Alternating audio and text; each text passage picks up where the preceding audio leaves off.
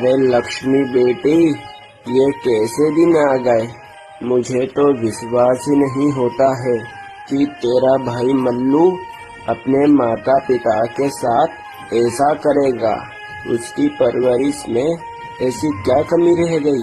अब दुखी मत होइए पिताजी, ये सब आपके कारण हुआ।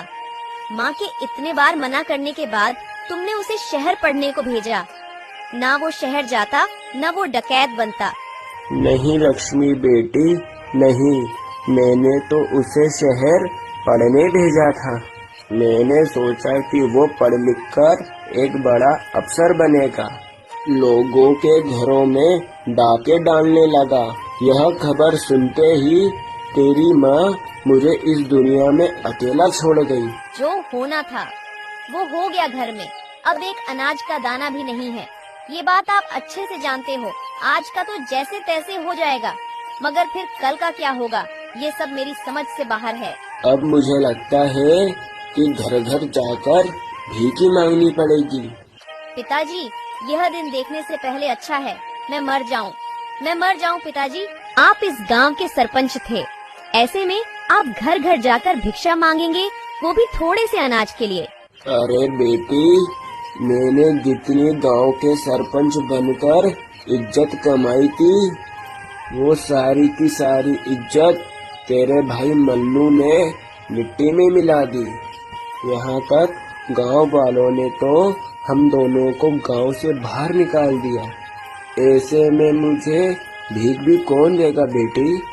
पिताजी आप चिंता मत करिए, मैं जमींदार के घर पर झाड़ू पोछा का काम कर लूंगी, वो तो मुझे काम पर रख लेगा। नहीं बेटी, इस बारे में सोचना भी मत। नहीं खाने पर भूखे मर जाएंगे, लेकिन तू किसी के घर पर जाकर काम नहीं करेगी। अच्छा ठीक है पिताजी, आप जो कहेंगे वही होगा। कल से हम बिना खाए रहेंगे, ऐसे ही मर जाएंगे, बाकी सब भगवान के ऊपर छोड़ देते हैं। बिल्कुल सही कहा लक्ष्मी बेटी, तूने बिल्कुल सही कहा। अगर भगवान हमें जीवन देना चाहता है तो वही खाना भी देगा, वरना हमें मृत्यु दे देगा। मगर आज घर में जितना भी चावल है उसकी खिचड़ी पकाकर खा लेते हैं। कल किसने देखा। आप यहाँ रुकिए, मैं अभी जाकर खिचड़ी पकाकर लाती हूँ। पता नहीं मैंने ऐसे क्या पाप किए जो मुझे ऐसा बेटा मिला। इस उम्र में मैं कहाँ जाऊँगा। लगता है कि यही मेरे भाग्य में लिखा हुआ है। पिताजी, गरम गरम खिचड़ी आप खाएंगे तो आपकी सर्दी भी सही हो जाएगी।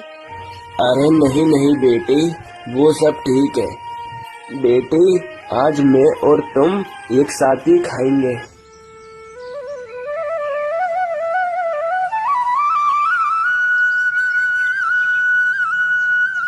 अरे बराई मुखिया, आज सुबह सुबह मेरे महल में इतनी जल्दी आ गए और अभी थोड़ी देर पहले ये गांव वालों की भीड़ क्यों जमा हो गई थी।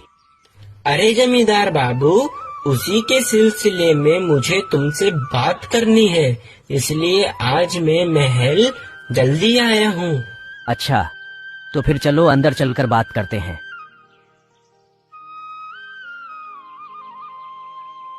अरे बराई मुखिया, क्या बात है जो तुम कहने इतनी जल्दी राज दरबार में सुबह सुबह आए हो। ऐसी क्या समस्या है। अरे जमींदार बाबू, अभी अभी गांव वाले एक समस्या लेकर आए थे। वो सभी गांव निवासी कह रहे थे कि इस गांव के मोड़ पर जो एक अनार का पेड़ है, उस अनार के पेड़ पर एक भूत ने अपना घर बना लिया। वो भूत ऐसा वैसा भूत नहीं है, वो एक ब्रह्मदत्त भूत है। क्या बोल रहे हो मुखिया जी, मेरे राज्य में भूत, वो भी ब्रह्मदत्त भूत। ये मेरे समझ के बाहर है। नहीं, मुझे इस बात पर विश्वास नहीं है। ये तुम्हारे मन का वहम है।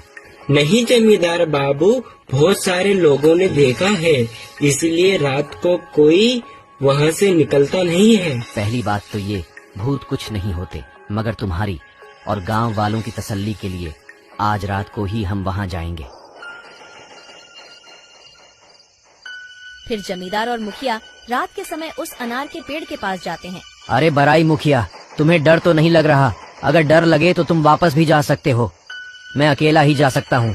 नहीं जमींदार बाबू, मुझे डर नहीं लग रहा, मगर अब हम उस पेड़ के पास पहुँचने वाले हैं।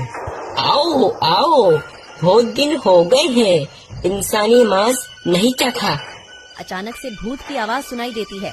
यह सुनते ही वह दोनों वहाँ से भाग जाते हैं।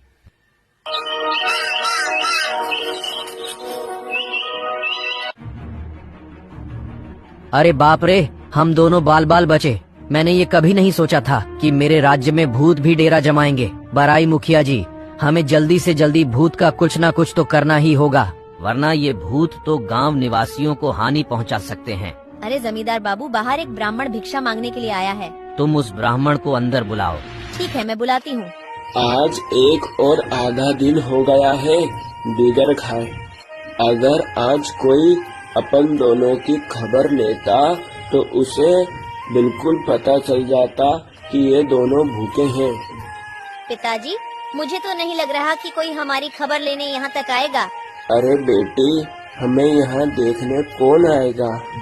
अगर इन गांव वालों के दिल में जरा सी भी दया होती तो हमें गांव से बाहर नहीं निकालते। अरे मक्सी ब्राह्मण, तुम्हारे जैसे पंडित होने के बाद भी हमारे गांव में भूत ने डेरा जमा रखा है। तुम कैसे पंडित हो? जमींदार की बात सुनकर बाबा कहते हैं, अरे जमींदार बाबू, भूत भगाने के तो अनेक उपाय हैं, मगर कोई है जो उन उपायों को कर सकता है। ये लाल कपड़ा, अगर कोई इस लाल कपड़े को वो अनार के पेड़ से बांध देता है तो भूत वहाँ से भाग जाएंगे। मगर कौन है वो जो अपनी जान पर खेलकर अनार के पेड़ पर ये लाल कपड़ा बांध सकता है? इस बारे में हम कुछ नहीं जानते। हमारे राज्य में कोई न कोई तो ऐसा होगा जो अधिक तंगी और गरीबी से परेशान होगा। वो इस काम के लिए तैयार हो सकता है। हम उसे 10 बीघा जमीन और कुछ सोने की मोहरें देंगे। ये खबर पूरे गांव में फैला दो। सुनो सुनो सुनो, हमारे जमींदार बाबू भानु प्रताप जी ने घोषणा की है, जो कोई भी व्यक्ति रात के 3 बजे गांव के मोड़ पर अनार के पेड़ पर एक लाल कपड़ा बांधना है, जो कोई भी इस काम को करेगा उसे जमींदार बाबू 10 बीघा जमीन और कुछ सोने की मोहरें देंगे। सुनो सुनो। अरे पिताजी, ये आवाज किसकी है? कौन इतने जोर से चिल्ला रहा है? पिताजी, आप कहाँ चल दिए? सुना नहीं क्या बेटी? पेड़ पर एक लाल कपड़ा बांधने पर 10 बीघा जमीन और कुछ सोने की मोहरें मिलेगी। आपका भूखे रह रहकर आपका दिमाग खराब हो गया है। वो अनार के पेड़ पर भूत रहता है, वहाँ गए तो आप मर जाओगे। मुझे नहीं पता, मैं तुम्हें वहाँ नहीं जाने दूंगी। अरे बेटी, मैं अगर यहाँ बैठा रहा तो भूख से मर जाऊंगा। इससे अच्छा है कि मैं एक बार अपने भाग्य को आजमाता हूँ। हे भगवान, दया करो प्रभु, दया करो। फिर हरिया बाबा राजा के दरबार की ओर चल देते हैं।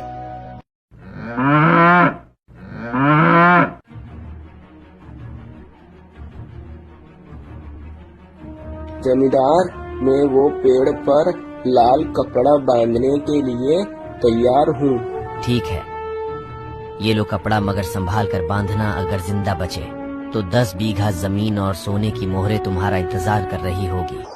वो लाल कपड़ा लेकर रात के 3 बजे वो अनार के पेड़ के पास जाने लगते हैं। अरे भगवान, बहुत डर लग रहा है। अगर मुझे कुछ हो गया तो मेरी बेटी तो यूं ही मर जाएगी। अरे ये तो वही पेड़ है। अरे बाप रे बाप, भूत! अरे तुम्हारी इतनी हिम्मत कि तुम मुझे मेरे ही घर से भगाना चाहते हो? मुझे माफ कर दीजिए, मैं बेकसूर हूँ। मैं अपनी गरीबी का मारा हुआ हूँ। मेरे घर में अन्न का एक दाना तक नहीं है।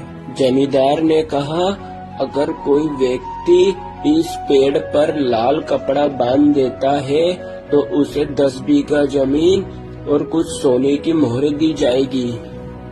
अरे कुछ पैसों के लालच में तुम्हें अपनी जान की परवाह नहीं है। घर में मेरी बेटी भूख के मारे जूझ रही है। मुझे अपनी जान की कोई परवाह नहीं है। मैं उसे कहकर आया हूँ कि मुझे घर पर भूखे वैसे भी मरना है और अगर ब्रह्मदत्त भूत के हाथों से भी मरना है। हरिया बाबा की बातें सुनकर भूत को दया आ जाती है। ठीक है, तुम जो चाहते हो वैसा ही होगा। भूत वो कपड़ा हरिया बाबा से ले लेता है। अब तुम यहाँ से जा सकते हो।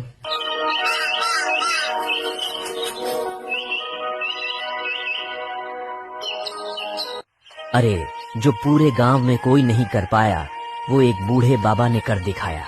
तुम उसे अभी भी राज दरबार में बुलाओ। हरिया को जमींदार ने अपने महल पर बुलाया। ये लो तुम्हारा पुरस्कार, 10 बीघा जमीन और सोने की मोहरें। हमने 10 बीघा जमीन तुम्हारे नाम कर दी है। अब तुम जाकर उस खेत पर खेती कर सकते हो। आपका बहुत बहुत शुक्रिया जमींदार। हरिया खुशी खुशी अपने घर की ओर जाता है।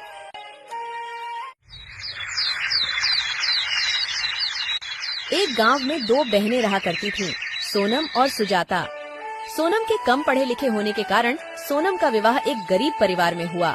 वहीं सुजाता की सुंदरता पर रीझ कर एक अमीर व्यक्ति ने उससे विवाह किया। अपनी सुंदरता का घमंड तो सुजाता को पहले ही से था। विवाह के बाद उसे दौलत का भी घमंड हो गया। दोनों बहनें आसपास ही रहा करती थीं। जब भी मौका मिलता सुजाता सोनम को उसकी गरीबी के कारण नीचा दिखाने की कोशिश करती।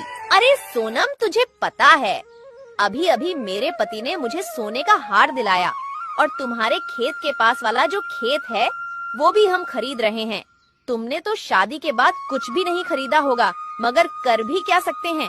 तुम्हारे पति के तो खाने के ठिकाने नहीं है, वो तुम्हें क्या खरीद कर देगा। सोनम को बुरा तो लगता, किंतु वह मन महसूस कर रह जाती। सोनम के दिन बड़ी तंगहाली में गुजर रहे थे। 2 वक्त की रोटी भी बड़ी मुश्किल से जुट पाती थी। कई बार सुजाता से मदद की गुहार की। अरे सुजाता बहन, आज हमारे घर पर अन्न का एक दाना भी नहीं है। ऐसे में मेरे पति जमींदार के घर पर गए, मगर जमींदार ने पैसे देने से इनकार कर दिया। तो सुजाता बहन, आज तुम थोड़े पैसे की मदद कर दो। फसल बिकते ही हम तुम्हारे पैसे लौटा देंगे। अरे बहन, तू आज पैसे मांगने आई है? अगर तू कल पैसे मांगने आती तो मैं तुझे थोड़े बहुत पैसे दे भी देती। मैंने तुझे बताया था ना, तुम्हारे खेत के पास वाला खेत जो हम खरीद रहे हैं। तो आज सुबह सुबह मेरे पति घर में जितने भी पैसे थे सभी लेकर चले गए। घर में आज पैसे नहीं हैं। किंतु सुजाता ने कभी उसकी कोई मदद नहीं की।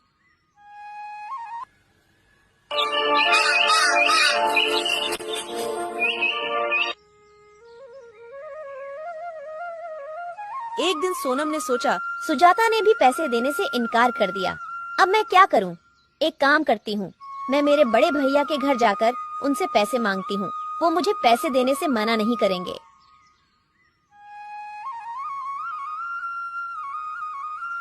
समय भाई घर पर नहीं था। अरे भाभी, भैया कहाँ पर हैं? वो अभी घर पर नहीं है।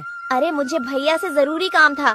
क्या काम है? मुझसे कहो। अरे भाभी, मैं क्या बताऊं, अभी हमारे घर के हालात बहुत खराब हैं।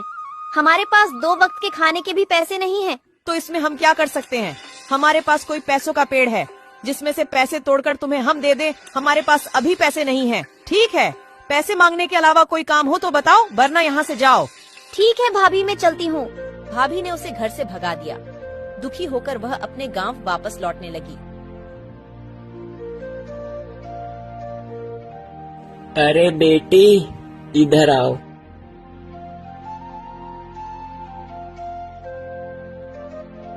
अरे बेटी, तो इस गांव में किसके घर आई थी? अरे बाबा, मैं वो अपने भैया के घर पर उनसे मदद मांगने आई। मगर सोनम ने अपनी पूरी कहानी बाबा को बताई। बेटी ले, तू इन तीनों घड़ों में से एक घड़ा ले ले। क्यों बाबा? अरे बेटी, तू इतनी दूर से पैदल चलकर आई है और पैदल ही चलकर तुझे जाना है। बेटी, अगर तुझे रास्ते में भूख लगे तो ये घड़े के अंदर लड्डू है, तू वो लड्डू खा लेना बेटी। नहीं बाबा, मुझे नहीं चाहिए। आपने मुझसे पूछा, वो ही बहुत है। अरे बेटी, ले लो, तू भी तो मेरी बेटी जैसी है। फिर बाबा के बार बार कहने से सोनम वो घड़ा बाबा से ले लेती है। बाबा, अब मैं चलती हूँ, वरना मुझे घर पहुँचते पहुँचते शाम हो जाएगी। और फिर अपने घर की ओर जाने लगती है।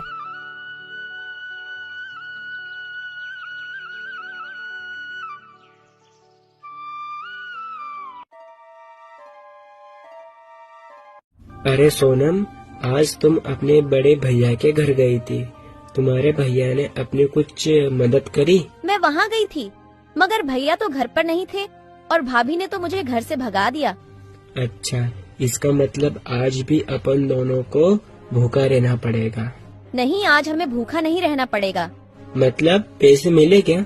अरे नहीं, मैं जब भैया के घर से वापस लौट रही थी तब मुझे रास्ते में बाबा मिले और वो बाबा ने मुझे एक लड्डू से भरा घड़ा दिया कि रास्ते में भूख लगे तो खा लेना, मगर मैंने वो लड्डू नहीं खाए। क्या? ये तो बहुत अच्छी बात है। जाओ फटाफट से तुम वो लड्डू ले आओ, अपन दोनों खाएंगे। आज मैंने सुबह से कुछ नहीं खाया। रुको, मैं अभी लेकर आती हूँ। और जैसी ही सोनम घड़े को खोलकर देखती है तो वो चौंक जाती है। अरे बाप रे, सोने की मोहरे, वो भी इतनी सारी। अरे क्या हुआ?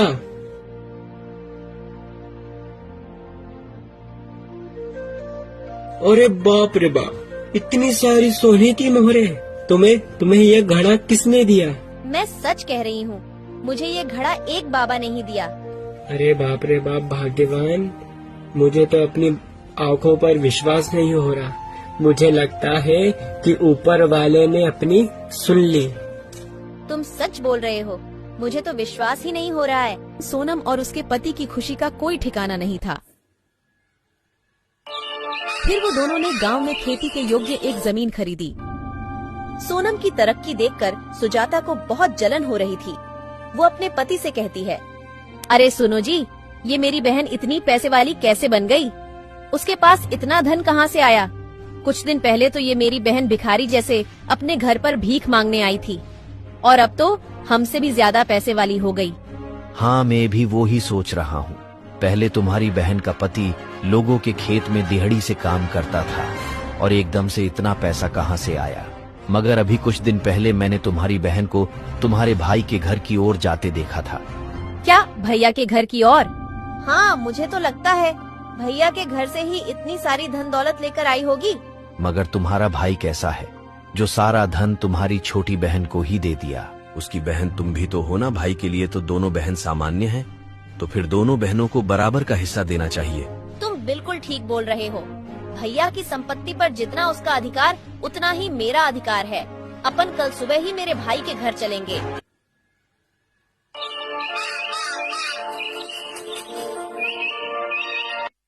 फिर वो दोनों सुबह सुबह अपने बड़े भैया के घर उनसे मिलने जाते हैं। उन्हें भी रास्ते पर वही बाबा दिखाई पड़ते हैं। अरे बेटी, तुम जरा ये मटके को उठाकर मेरे कंधे पर रख दोगी क्या बेटी? क्या तुम अपना काम खुद नहीं कर सकते हो क्या?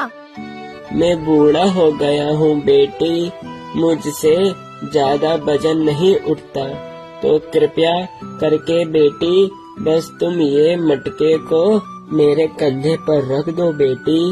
बेटी रख दो। तो क्या हमसे पूछकर बुढ़ा हुआ था? खुद ही तो बुढ़ा हुआ है।